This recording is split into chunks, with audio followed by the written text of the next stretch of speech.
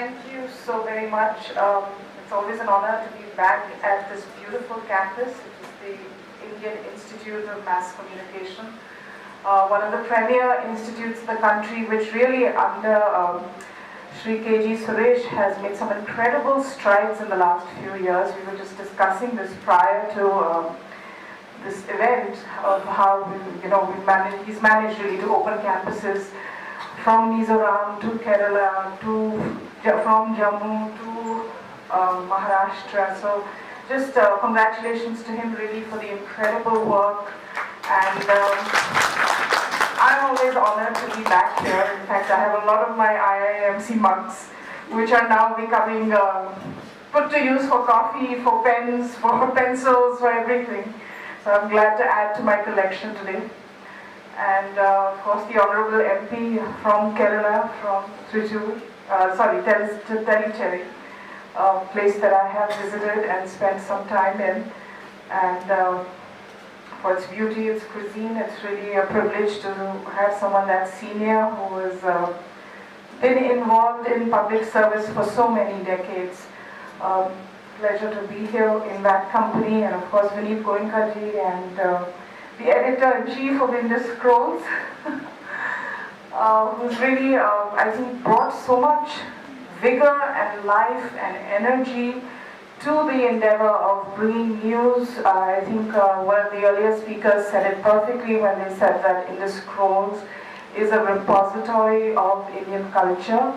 I think it certainly is that, and more importantly, in a time where we battle fake news or the epidemic of fake news, and everybody is talking about it, right from the President of the United States, who I think has popularized the term fake news, and calls it out all the time.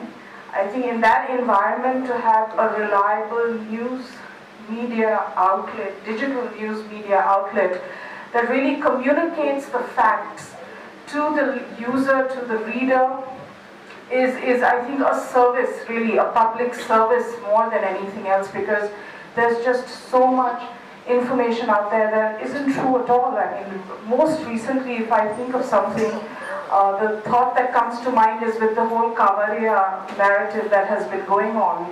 And if you actually think about it, there are lakhs of people who make the pilgrimage every year through millennia, through centuries.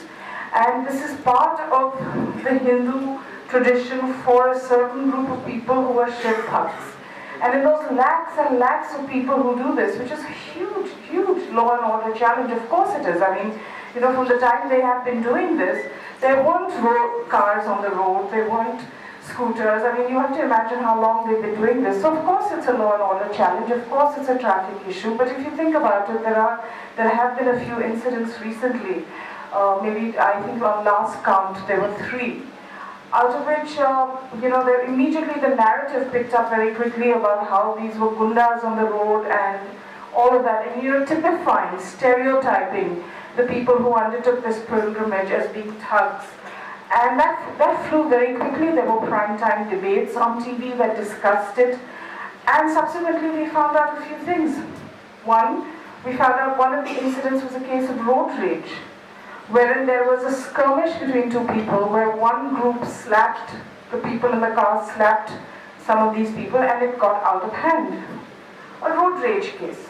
In the second incident in Bulandshahr, which really ricocheted and turned this into this huge narrative, it was the UP police who came out belatedly, unfortunately, who had to go on and clarify that this was not an issue that had involved the Kavariyas. They were kind of in the midst of a fight on the street between 2 people. Now, that just came a little too late because already the narrative was in flow. So very often, I'm using this most recent examples, I can go on, but a lot of things that have to do with the Hindu faith or in a larger sense in the Hindu culture come under attack for the smallest reasons. There is no justifying criminal activity, miscreants, lawlessness, none of that. And we've all been frustrated at different points when we've been held up in traffic. There's no denying that either. But the fact that the narrative takes shape so quickly, it spins so fast, and that people who are on this pilgrimage, lakhs and lakhs of people, I reiterate, are suddenly typified as gundas, is really something that we need to think about. And I wanted to drop that in your midst, because I think that's why I think what Indus Scroll does is so very important in this time, because we have to really protect our culture from this kind of stereotyping. So thank you for what you're doing. And coming back to the fun part, I mean, really a credit to the judges. I was judged a few contests myself, and it's always hard work, and I think people don't realize that, because you think, oh, it's great fun to watch a film or look at photographs, but it takes a lot out of you. So really, congratulations to you as well. And of course, to the winners. I mean, I come from the world of the moving picture, and being in film, there is the best moments are of course captured in motion. But I was thinking back as they were speaking and talking about their own creative journeys and their own approach to creativity. And I said, even when I think back to my own writing, and when I think back to my films, for example, Kahani or Anjana Anjani, which was another movie, and I think back to moments in those films, moments that really moved the audience and I got feedback, or moments that moved me when I was writing or when I watched it myself. In my mind's imagination, in my mind's eye, are really still. That moment is still. So that moment when Vidya Balan is in the bathroom, and I don't know how many of you watched the film, but she has a bit of a breakdown in that seedy hotel bathroom, and she uses water and she kind of cleanses herself. The act of cleansing is really what happens in that scene. And she takes that bucket of water and pours it over her head, and she's drenched. For me, that moment is really a moment frozen. It isn't one in motion. So I think even as we move towards moving images and cinema of the sort, and Vinitji was telling me about WhatsApp videos, which are films in 2 or 3 minutes, I mean, it's really exciting. I see so many young people here. And the budgets and all of that will no longer be an issue if you want to create film.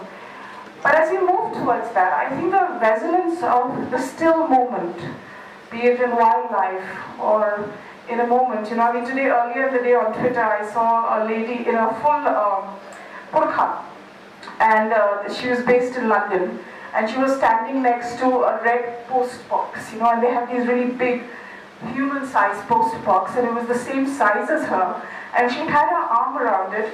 And she said, it was so much fun hanging out with my best friend.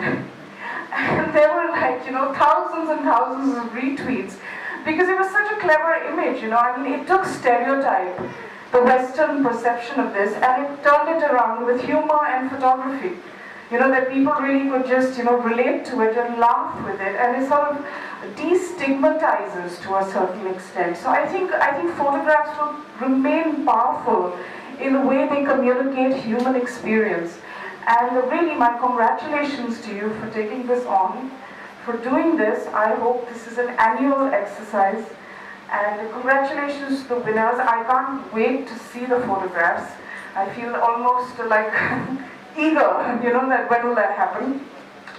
But once again, it's been an absolute pleasure, and thank you so much.